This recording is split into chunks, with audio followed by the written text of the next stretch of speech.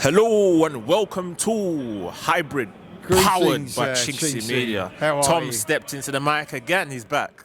How are you? First of all, can I send out my condolences to Big Day's friend, family right? and friends of Delroy, Wesley, Green. He was much loved, revered figure in Walthamstow and Leighton, and a long-standing anti-fascist and anti-racist, and his passing is very sad. And also, can I also send out my condolences? Big Day's friend. To a dear friend. Yeah. And can I also send out my condolences to Big Dave, because his best mate Pete died very suddenly last week, aged just 40. So my thoughts and all our thoughts at Hybrid go out to Big Dave as well. Most definitely. Definitely. Who's, very much part of our Condolences. parish, and also West Ham Fan TV. So Yeah. sorry to start on such a sad note, and poignant note, but I just wanted to say that. Yeah, man. Dave's a friend of mine as well, man. Yeah. Condolences to Dave. I hope he's all good, and see you soon, man. Yeah, and he speaks very highly of you, Chinksey. Respect. I really appreciate that. Yeah, he does. Well, we all do. Today, deeply disappointing. Arteta can't manage the pressure. I can't blame Arteta for Zubimendi's mistake, and that was out of character with Zubimendi. And the Cunha goal was just an extraordinary goal of dazzling individual quality, which reminds me what a mess Wolves are in, because they let Cunha go, Nelson Semedo, Ryan. Nwaneri, and without adequate replacements. Yeah. But sorry, I'm rambling. But yeah, I mean, it's not good enough. I think you could say it's an aberration. We've only lost 3 games all season. Yeah. But City are always on our shoulder, and I believe that City are going to win the title. I hope I'm wrong. I really do. I hope I'll eat my metaphorical hat, but I think it's going to be really difficult. And I'll be interested in seeing Arteta's press conference. Is he going to blame the ball? I hope he shows some humility. But No, I think knowing how Arteta is, doing all his press know, conference, you're full of insight into he's Arteta. going to just be like, you know what, it's football. We're going to just have to kind of focus on winning the next game type of thing. Yeah. That kind of vibe. I think, hopefully we'll put 4 or 5 past Kairat Almaty. Almaty. Yeah. And then, is it Leeds away? Ellen Road. Yeah, well, that's a quarter and a Tough bear game, pit. yeah. That's a really difficult place to go to. Yeah. So we'll be But lucky. then City got Tottenham away, and that's their bogey team or ground or whatever. No, So the pub team have beaten them, haven't they? So, yeah, but theoretically, City should beat the pub team. But you just don't know. That's the beauty of football, isn't it? And particularly the Premier League, it's so unpredictable, isn't it? So volatile. A bit like Donald Trump. No, not like this.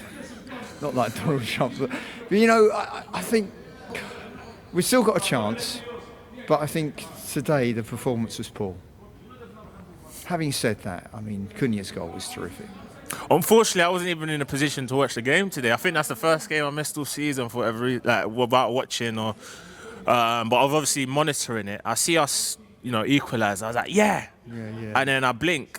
And then we go 3-2 up. I was refreshing. I was like, oh my day, what's going on? The ebbs and flows, ups and downs, and the crescendos and diminuendos of a match. Yeah. Football is it's a highly addictive drug. Yeah. Intoxicating and intense highs and lows. That's part of the reason why we love football. Oh, can I mention something else now before I forget about it's football related, but it goes beyond football. I don't know if you know about the Hillsborough Law and this Hillsborough Bill, which the government have just... They've commissioned safe standing, right? Something like that. What's happened was that...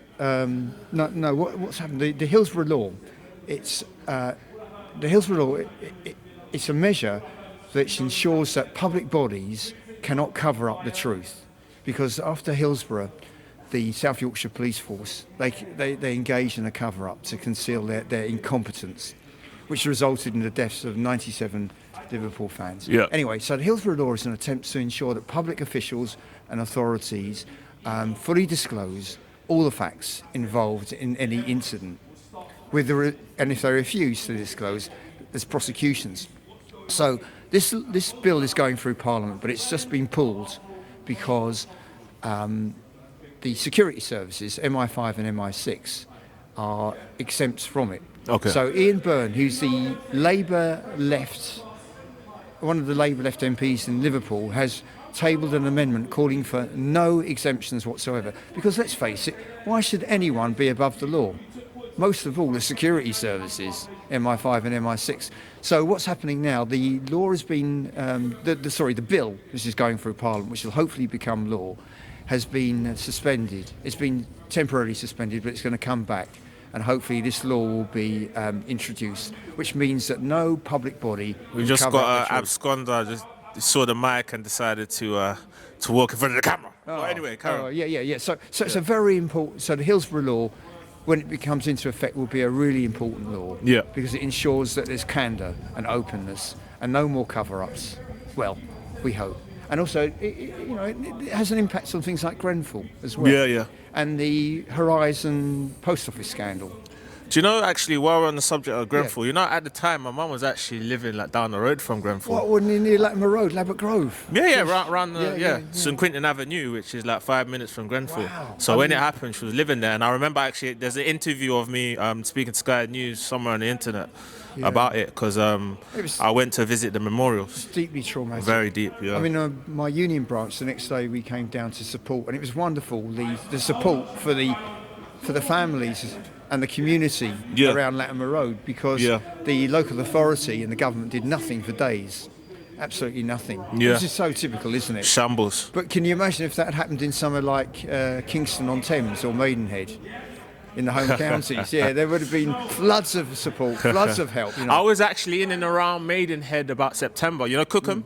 Yeah. Yeah, that's just next town from Maidenhead. Famous for, is it Stanley Spencer, the artist, lived there for a while? Cookham, yeah. It's a little famous old school town, yeah. Yeah, Nice, it's very much sort of home counties, low rise, low density, leafy suburbia, isn't it?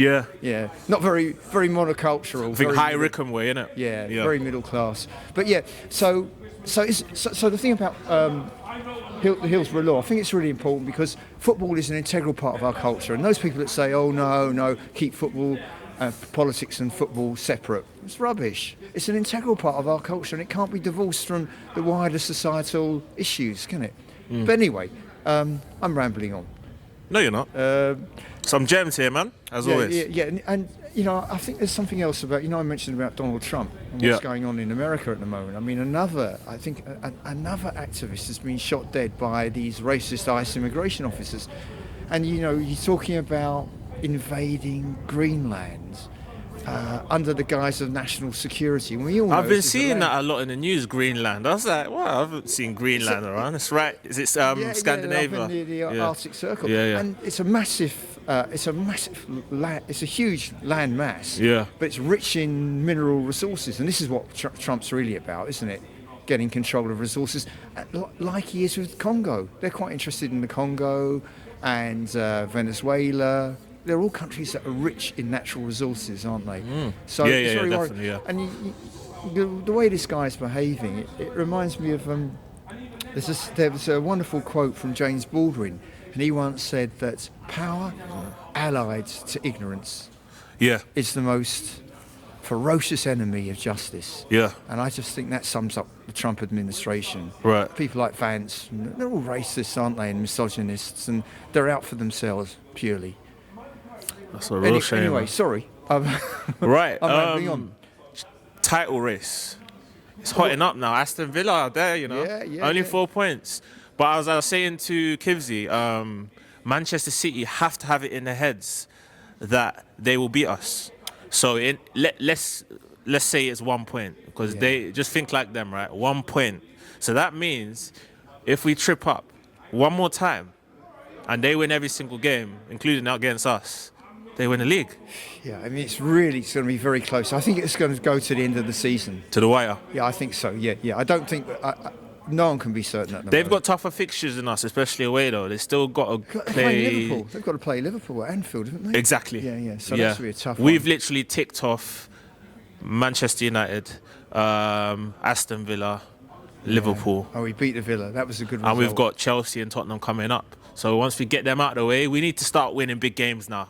I think Chelsea, I've had enough now. It could be a tough one. That could be tough. But having said that, they're going to. That's here, right? Yeah. But the fatigue factor is going to come. So we've got to play them twice in the space of about 2 weeks. The League Cup, both and in the league as well. Yeah. So I just don't know. I mean, it's really. But I've got this feeling City are going to win the title. But I hope I'm wrong. Yeah, you've been saying that since September. Yeah. I think Big Dave said the same thing. He said that they had the best goalkeeper and striker over the league. Yeah, I think so. But I'm going to back the boys. I've got my doubts about Raya. I know he's kept a lot of clean sheets, but today. But I think the pressure is now beginning to tell, isn't it? Yeah, for sure. Yeah. So it's about managing that pressure, and this is where I have my doubts about Arteta. Just can't. I mean, I've got a feeling it's just today's game reminds me of that cup game against Man United last season, almost a year ago. Okay, right. About a year ago, wasn't it? Right. And it was exactly a year ago, 12 months ago. It set the tone, didn't it? Yeah. For what was to follow, and it was just another mediocre, nearly season. But the thing is now there can be no excuses. We've got a stronger squad. We've got better players. Yeah. So let's hope he can harness those players, find the right combinations.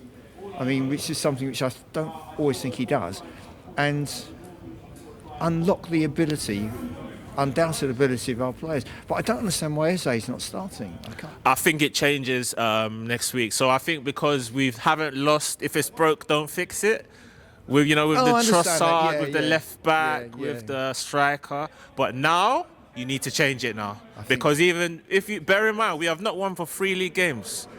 That's gone over a lot of people's heads. Which is unusual for us. Yeah, Liverpool, Nottingham Forest, and today. Yes. But it's because the other teams have dropped points. Man City, been losing a lot of games, drawing a few games. Yeah. So that's why we're still top. Yeah. We need to beat Leeds. We can't keep relying on our solid defence and set pieces. That is not going to sustain the title challenge. We need to be more expansive in open play, and if we're not, then I think we're not going to win the title. But I really have doubts about Arteta, his man management, his tactics, the squad rotation, and just generally I think the way he sets the team up. Tom. Yeah. Ethan Nwaneri, take it away. Oh well, I mean, it's paradox. It's a paradox. I'm delighted for Ethan because he's going to get the opportunity to play regularly in a different footballing team. Scored yesterday. Fantastic. A different style of play, another culture. So it's going to enhance and refine his ability and give him some more confidence. But from our point of view, we're going to miss him because we could have done with him today. You're going to give him some creativity, a bit of zip, a bit of pace. So yeah, I'm delighted for him because I don't think he was going to get many opportunities. Do you know what was funny, right? Yeah. When I was doing Arteta's press conference analysis, Arteta was like trying to make it mysterious, as if he might go Marseille. Oh, Arteta the none the wiser. I was the one. I kind of broke it to the Arsenal community that he's there. He's signing autographs, mate. But you're so insightful. But Arteta was there saying, we don't know, it's not confirmed yet. I've literally just broke it the day before. Everyone knows. Impressed with your prescience and you seem to have this intuitive grasp of what's going on in Arteta's footballing mind. I'm not sure about the rest of it. Yeah, because he can't fool me. I can see right through it. Yeah, no, you're very perceptive and also very precise sometimes in your analysis. But Thank you. But what I do think is that the title is becoming. The intensity is just increasing now, isn't it? It's becoming incredibly difficult, and the pressure is beginning to tell. But I hope I'm wrong. Pressure's good. Because if you don't have pressure, you're not doing anything. It could be an opportunity to strive harder, to push yourself, but it can also be really tiring. And I wonder if the fatigue, that what I call not just physical but psychological fatigue, is creeping in. Bow.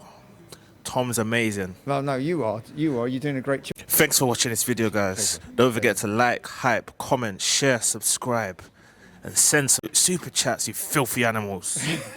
W's in the chat. There's going to be a link on Tom's head. So just click that link and be sure to check out these playlists for more amazing videos only on Hybrid, powered by chinkseyMEDIA. Yes.